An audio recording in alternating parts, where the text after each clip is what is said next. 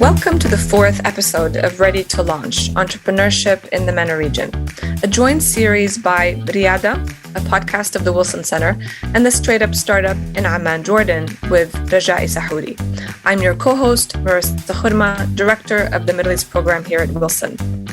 We're truly delighted to speak with Chris Schroeder today, an American entrepreneur, investor, writer, and mentor, and author of the best-selling book, Uprising, The Entrepreneurial Revolution, Remaking the Middle East.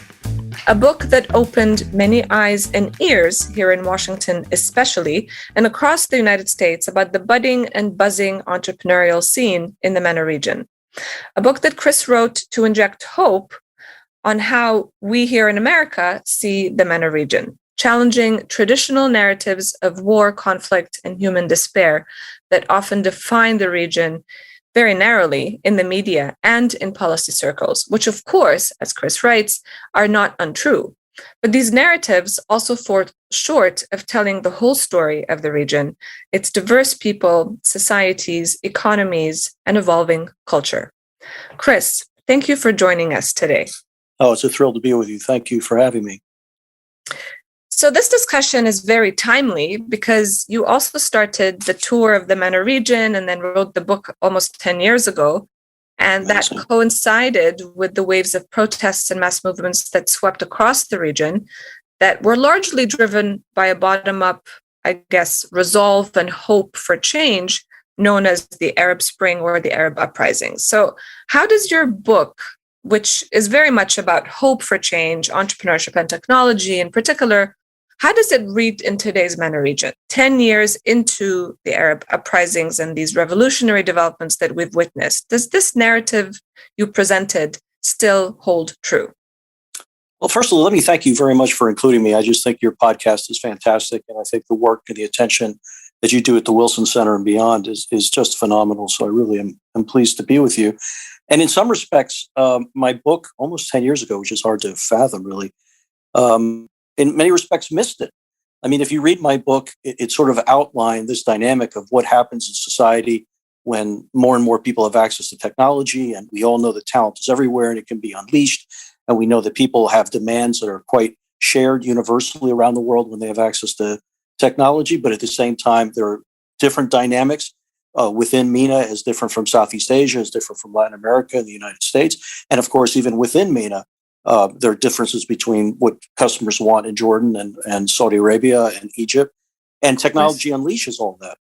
But the thing that's staggering is that what I wrote 10 years ago has been dwarfed.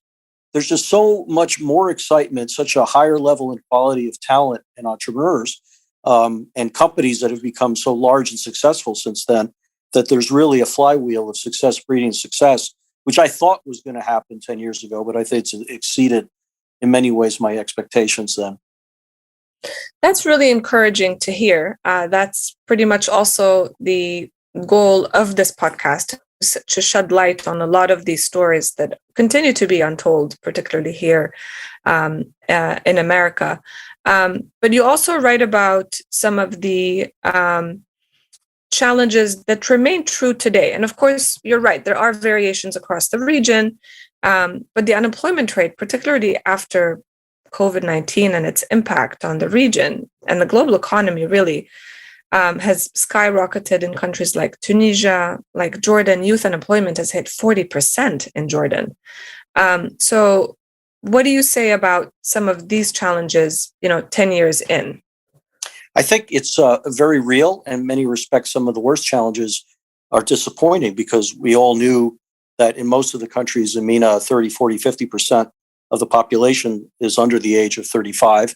And at one level, that can have the challenge that you just described. At the same time, has an incredible amount of opportunity because it's a new generation with fresher thoughts, with a greater acceptance of capabilities and tools to be able to change things. But that presumes, of course, that they have access to them. And they have access to the skills and the critical thinking that allows them to do really interesting, successful things, whether it's in a startup environment or elsewhere in society to help move things forward. And so I think it's a very realistic way that you phrase it, that there are many things that have happened that have not been as unleashing and opening as universally as it can be. But I don't in any way think that takes away from the kind of talent that is being unleashed and some of the larger problems that are also being solved in very different times, and how even some of the dynamics within some of the governments and the regulatory environment, which is embracing some of these changes more than I would have predicted some years ago, is encouraging for the next 10 years. But, the fact that I get very excited by the access to technology, I get very excited about what happens when individuals are unleashed to have this, great potential to execute on the ideas they have. But the reality is, tens, if not hundreds of millions of people in the Middle East, 2 billion, 3 billion people in the world have no access to these tools of potential at all. They don't have the skill base or the training to really understand how to actualize some good ideas that they have.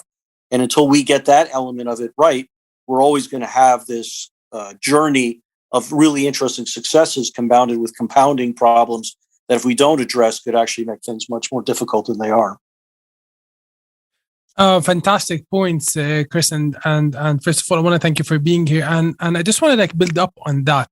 So, when you were writing the book, you have witnessed the passion and ambition of the Middle Eastern youth towards change in comparison with the previous generations.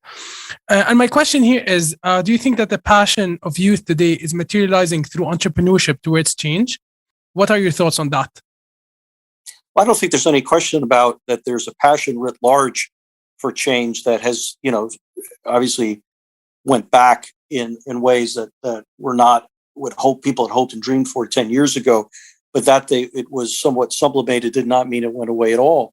And I think the way you phrase it is exactly right. I've never met an entrepreneur in the Middle East who doesn't have a problem in her teeth that she wants to solve to make her backyard or her country or the region or even global better than it is. And that level of passion and commitment with a level of seriousness, I think is a very encouraging thing that continues to exist. The pressures on it, the difficulties of it, particularly coming out of the time of COVID, are very real. And sometimes it feels like 2 steps forward and 1 step back.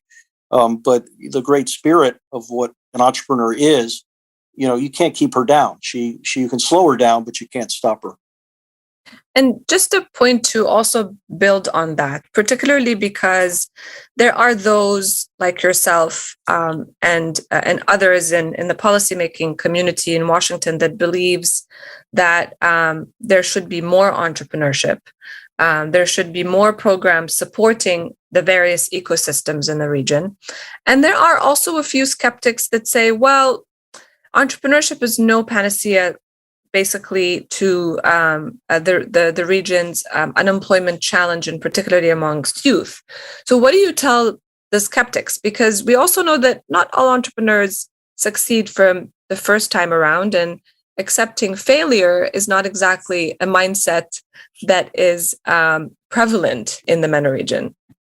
Yeah, I think that's true. And I think it's true in a lot of parts of the world also. But I'll also tell you, for all the talk about America loving failure, I've never met that. I mean, no one I know loves it. It's always very difficult, but the mindset that you're alluding to, which is important, which again, I'm seeing more of in MENA before, which is that failure is learning and I could dust myself off and try something new is a very powerful one. And I see this now as one of the more exciting things that I see in startups globally, but particularly in MENA, which is the caliber of women and men who have done it before in some form.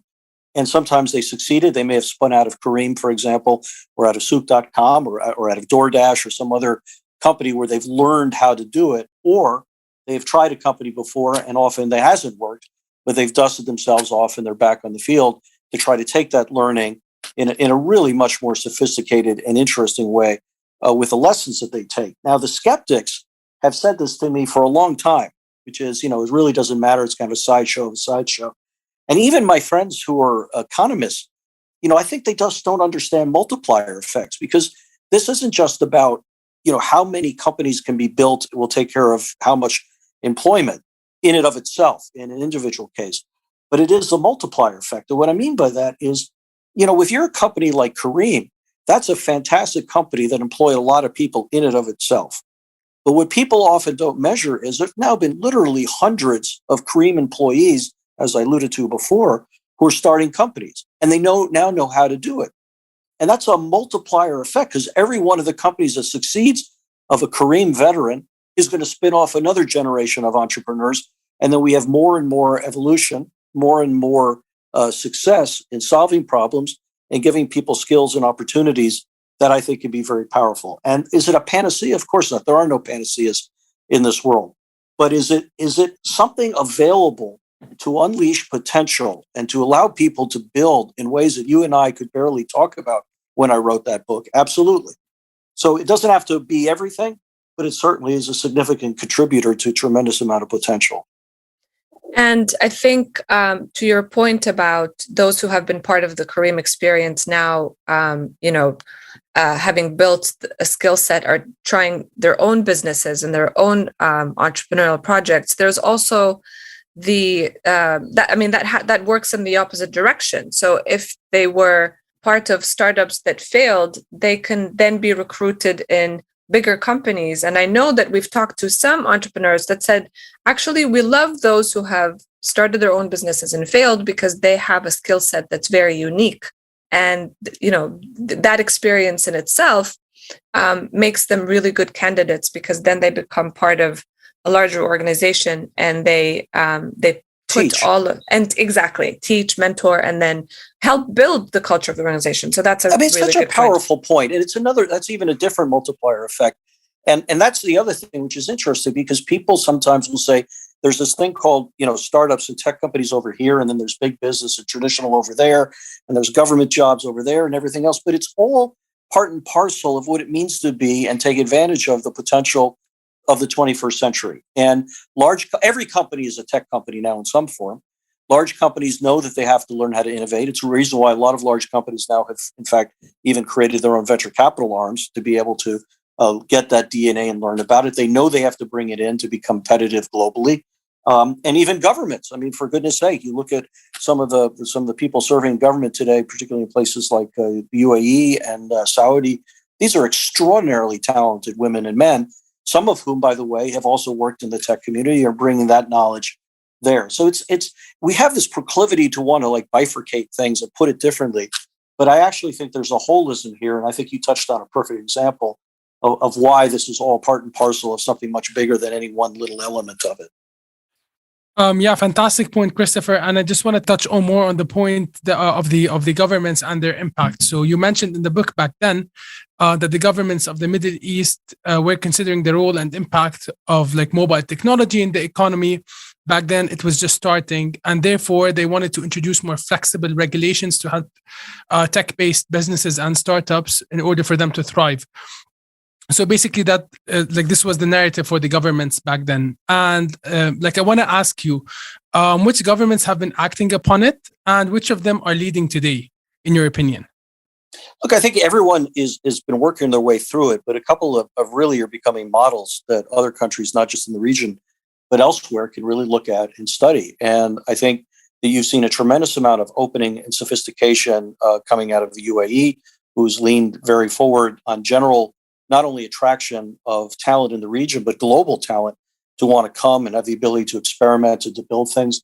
I think you see in UAE and Saudi now a lot of flexibility and intrigue of building regulations and laws specifically for fintech, on fintech's terms, not merely trying to jerry-rig fintech companies into old banking laws, but to think about these new capabilities and new potentials and behavioral acceptances that have been particularly accelerated out of COVID, and trying to open that up in more interesting ways and have a more fluid and understandable process. We see sandboxes in both countries and in Egypt, where entrepreneurs are able to figure out how to work with the regulatory environment and to experiment on different things so people can co-author solutions. And almost none of that was happening when I was writing that book 10 years ago. It was talked about, and it was a little bit of piecemeal now, but it's much more systemic. I think it's nowhere near where it can be, because I think that there's always much more potential to find ways not only to make the most efficacious rule of law and predictability of it, but also knowing when to kind of step back and just putting confidence in the entrepreneurs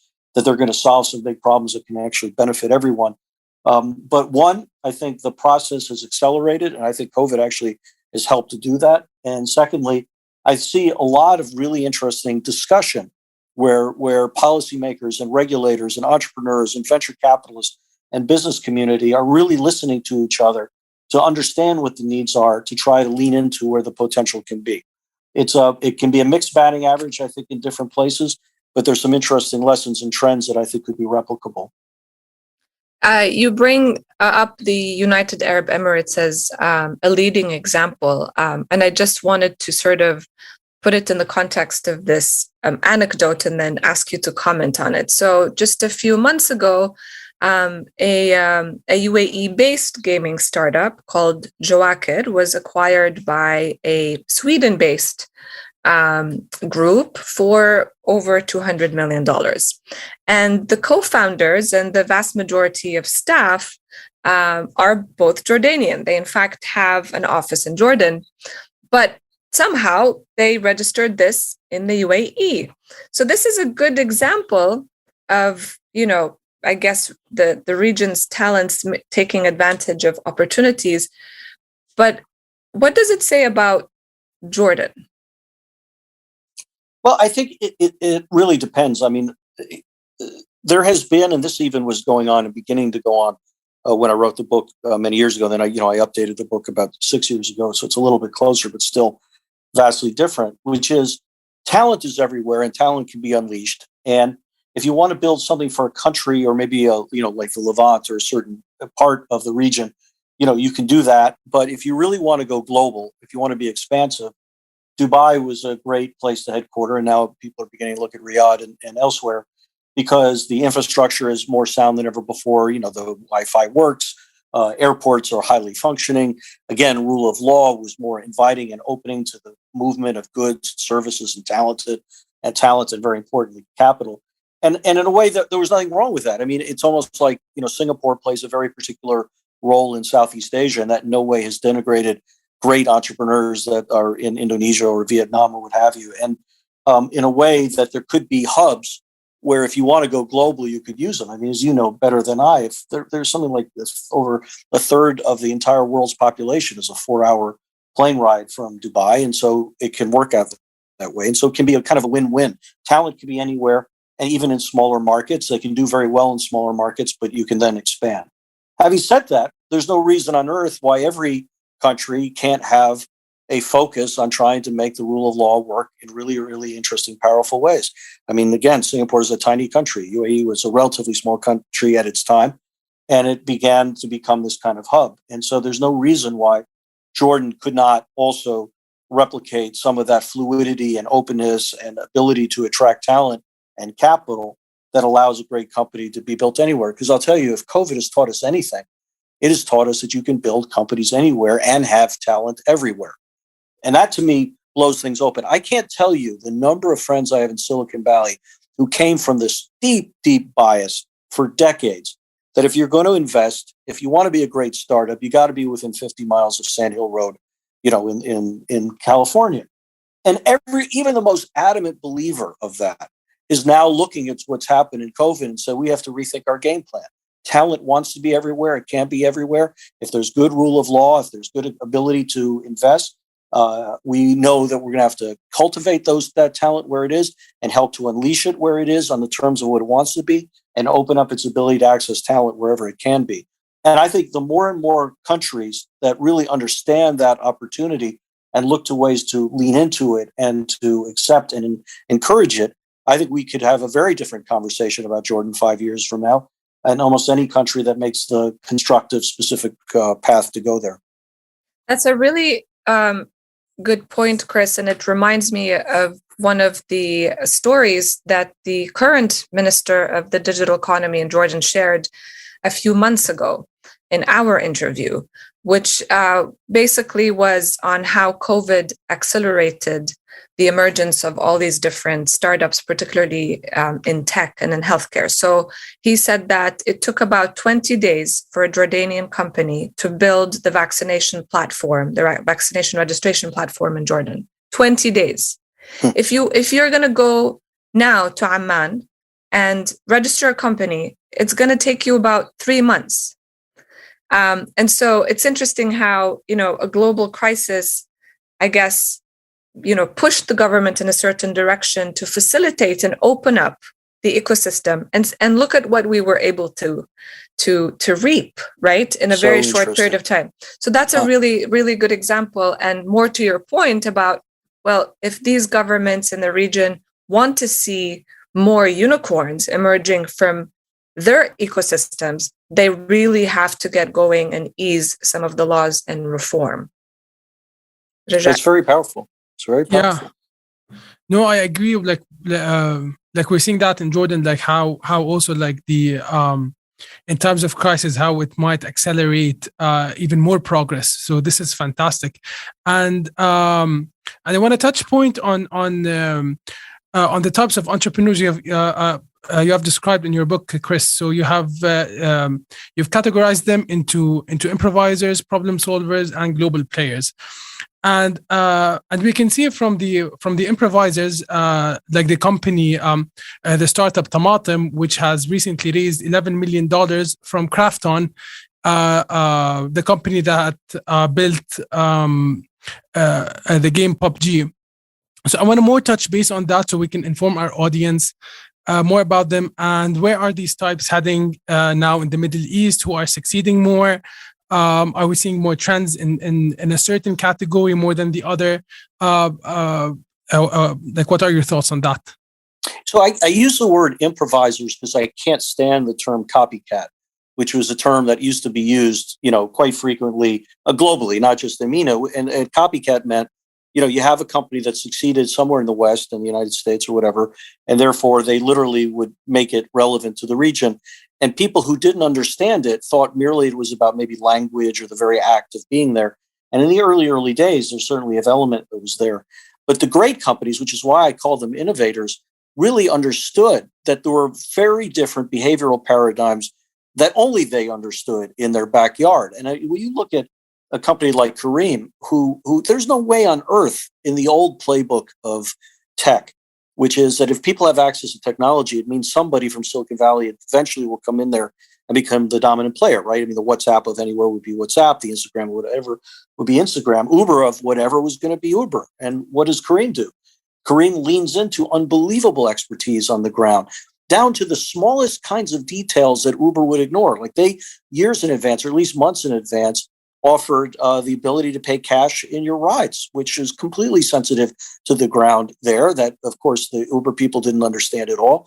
And if you have that sense of understanding, if you get a sense of the way people behave, if you understand who the influencers are within a community, you can build all sorts of enterprises that, sure, they're called ride sharing, or sure, they're called e-commerce or whatever, but they're not merely copying what was out there. They're leaning deeply into the nuance, because one of the most exciting things about the era that we're in right now is that consumers have choice.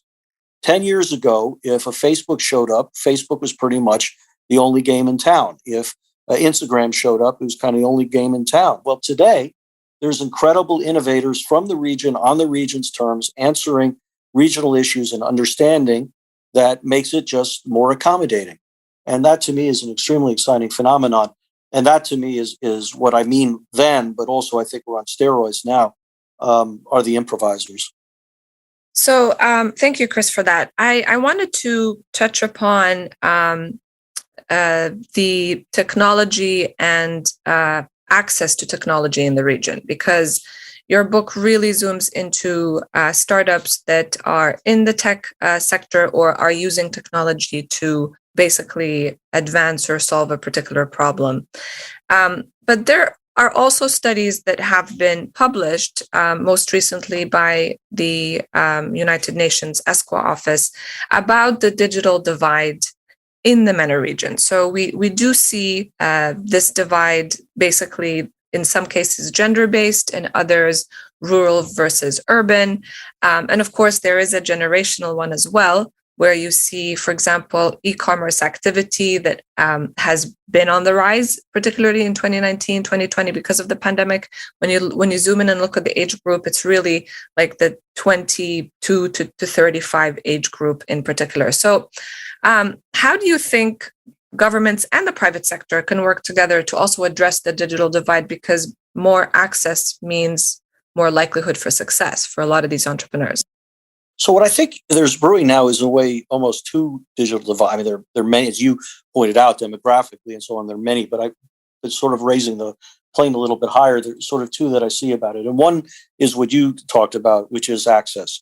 I mean, the fact of the matter is, from an infrastructure basis and from an affordability basis, if there are tens of millions or hundreds of millions of people who simply do not have access to the basic tools of the 21st century, the equivalent of electricity or water of the 21st century, it's as if we're saying to them, yes, of course you can compete. Yes, of course you can be a part of the economy, but you're not allowed to use the road. And that's what we are saying. We're willing to accept for our fellow citizens and human beings in the world if we do not crack the access code. And there's no question that there are private sector solutions and the mobile carriers, and a lot of people have been doing some amazing things in that area. But policymaking, regulation, who can make the commitment to this access and giving people the tools and training to understand it is important. Now, people are worried about access because they sometimes are worried about security issues and they're worried about things that they cannot control. That is an element of this. But as we've seen, in many parts of the world, internet access now could get 60, 70, 80%, and the economies are benefiting powerfully from it. And so it takes leadership and it takes a commitment, both bottom up and top down, to say it is unacceptable to have that number of people not yet part of it. Again, it's been very exciting, and I think the jury is still out about what COVID is doing this, but so many people were forced for the first time to buy things online, to get mobile money. People who never, ever had a bank account before now have tools and capabilities to have access to credit.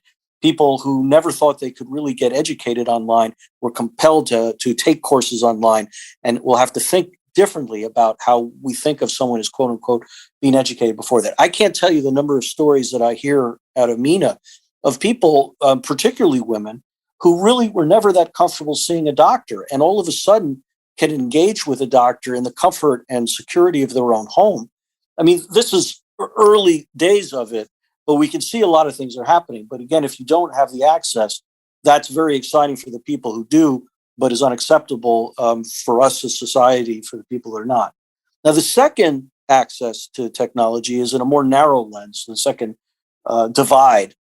And that is, we are way beyond the story of everyone with a phone having a smart device, which is a supercomputer, right? That was a big part of my speech for years, which is that every person with a smart device, and now they're very affordable smart devices, that they're walking around with a supercomputer in their pocket. They have more computing power in their hand than NASA ever had to put a man on the moon. But now we're talking about other things. We're talking about machine learning. We're talking about artificial intelligence. We're talking about in health areas like genomics. We're talking about revolutions which are happening in technology, which certain countries like China and the United States and Europe and elsewhere are breaking out. And it's going to be important that this becomes part of the DNA of MENA and beyond. The thing that's exciting for me in that is the sine qua non for great application of machine learning or AI is unique data. And one of the things which is so exciting about this generation of startups is they know more about their customers. They have more data about things that they're trying to solve than any resource on earth. Now we have to find the talent and the capabilities to unleash that more and more and more, because then they'll take their enterprises and their impact to a higher level. And it's happening. It's happening very aggressively. Some great talent is coming home. People are partnering with talent around the world. But that's something where particularly I think MENA will have to step up as the world is moving so quickly generally. Yeah, absolutely. Great, fantastic point, Chris. But I want to also touch point on a point you mentioned in the book that that successful entrepreneurs in the Middle East often hold a degree from like universities abroad. But I want to know more about the youth and entrepreneurs who have studies in local and regional universities.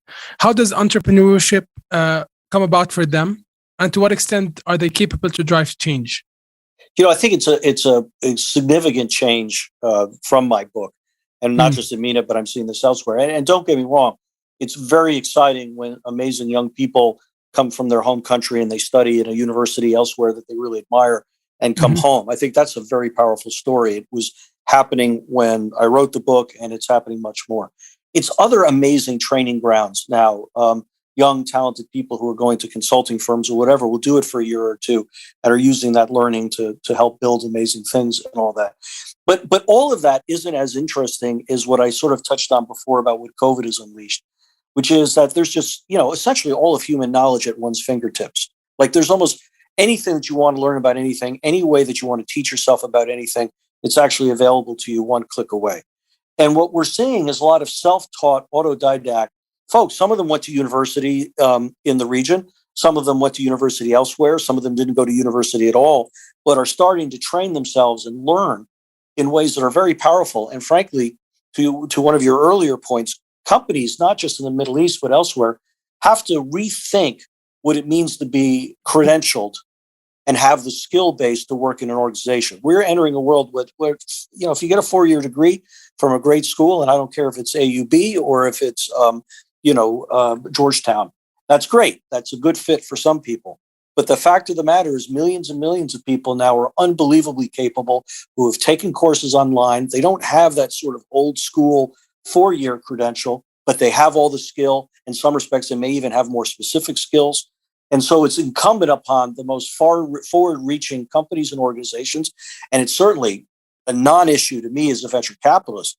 When I see talent, I see talent. When I see they can do what they say they can do, that's all I care about.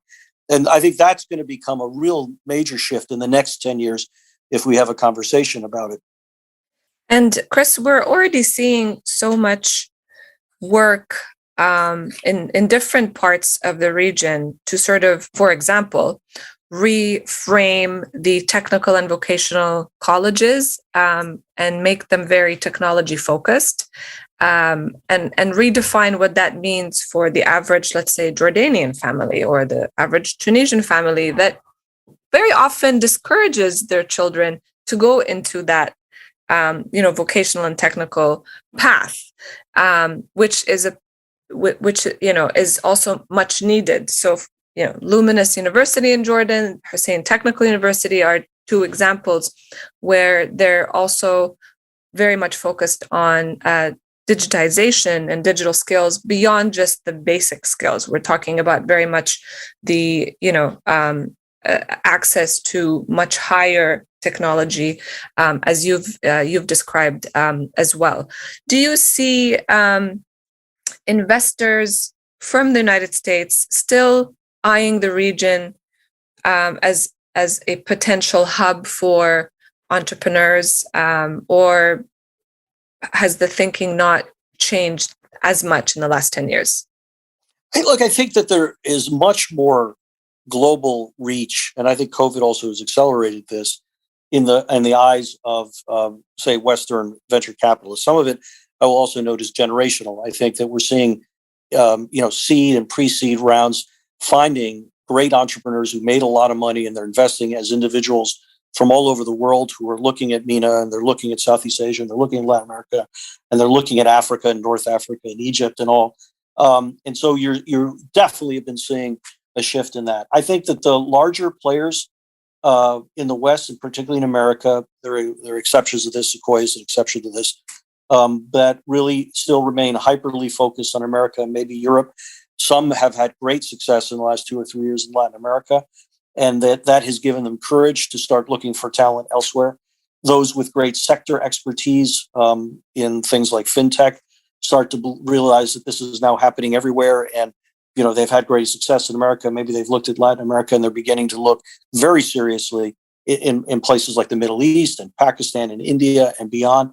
And so I think we've actually hit a tipping point in the last 2 years. And the other thing is you've got a lot of other interesting players who were not there, who were going earlier, that are doing this at the global level. And SoftBank, of course, has redefined in many ways what it means to invest in emerging markets in ways that are both, I think, helpful to entrepreneurs and sometimes problematic because of the valuations that they tend to throw out. Tiger is out there now looking everywhere, including in the Middle East for the first time. A group called Coatue is doing the same. And so literally from the earliest stage to the later stage, things are lighting up now. The interesting side effect of that is as these investors and as dollars become global, two things end up happening. One is unbelievable local talent in venture capital is rising. I mean, you look at Saudi Telecom Ventures for their size, and you look at Noor Suede and what she's built in the Middle East, and there are amazing women actually really rising in the venture capital space. Like there's just been a whole series of funds that have come that are local. It doesn't really matter whether the West is paying attention anymore. And at the same time, for those who are global investors, they can choose anywhere. So they can look at a company, a certain space, property tech, or whatever it might be in the Middle East. They're also looking at one in India. They're looking at one in Southeast Asia. And so that means that entrepreneurs have to be not only regionally competitive, they have to be globally competitive to find the most exciting money. And so this I think we're going to look at as a tipping point period. And what about the diaspora? Because you do talk about, for example, Tech Wadi. So I love Tech Wadi, and I think it was really a pioneering group. And we know, despite what I said about everything going global, though I'll come back to still that's important even from a diaspora perspective, that when there is this connective tissue from extraordinary talent in places like Silicon Valley that has this connection back at home, amazing magic has happened. That certainly has happened in Israel. That has happened in India. It's happened in other places. And it's amazing because there's such a broad and exciting population from MENA in Silicon Valley that hasn't quite unified at the same level as those other efforts. But the fact of the matter is it may matter less. Like what was important about that kind of singular organizing principle is now happening in WhatsApp groups. It's happening in a much more diffuse way where good people are finding good people and helping each other wherever they may be. And this is an important thing because it's not just finding diaspora in America. It's finding diaspora in Europe. It's finding diaspora elsewhere in Africa. Globally. It's finding diaspora globally. And that's totally exciting and very new. Absolutely. Fantastic interview and amazing points, Chris. Thank you so much. But before we end our interview, I want to ask you for the before you launch words of wisdom, what would you say to entrepreneurs, youth out there who wants to start their business, but they're kind of hesitant? What are your advice? Well, I have two very quick ones. One is kind of a cliche because people talk about it, but don't be hesitant. If you have it in your teeth, a problem that you want to solve, take a shot at it. And therefore, the most important thing for you is persistence. And that's the difference between a good and a great entrepreneur.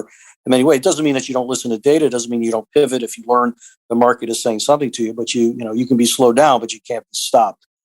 But the second thing, which I think is very important in this very frothy period we're in, because there is a lot of capital investing everywhere now. Valuations are very, very high. And that's great for entrepreneurs because entrepreneurs can give up less of their company in order to get money. But what really it means is what I said parenthetically earlier, which is entrepreneurs have choice. And therefore, what I say to entrepreneurs all the time is think hard about your individual weakness. Think hard about the industry you're getting in and where you want to get shored up and learn skills that you need to win. And you can find investors, whether they're individuals or institutions, who can actually help you. So everyone is tempted to take a big name or they want to get a big name or they want to get into Y Combinator. That's all great. No criticism at all. But I find the most innovative and interesting entrepreneurs are not intimidated by money. They're confident they know a lot, but they're really confident what they don't know. And they therefore want to surround people and money that can help them really, really take their game to the next step. And that element of choice available today was unheard of 10 years ago and has been completely accelerated in the period that we're in. And I hope she really leans into that exercise.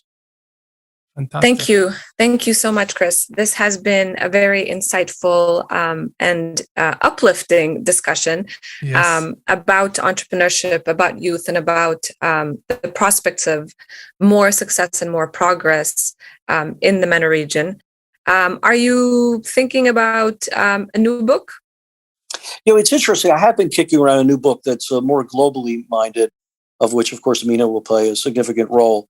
But I just simply haven't had time to really dedicate to it. It's just such a busy and exciting period. And I miss travel tremendously, but literally from 5 a.m. in Asia, swinging through the Middle East on my way to Africa and Latin America, I'm on one Zoom after the other. And that tends to keep me busy and not wanting too many screens. So we'll see. Sounds familiar. Well, keep us posted. Thank you once again for your time and your insight. And we hope to continue the discussion in the near future. Such fun to be thank you with so you much, guys. Chris. Thank you. We appreciate your time. Congrats all you do. Thank you. Thank you.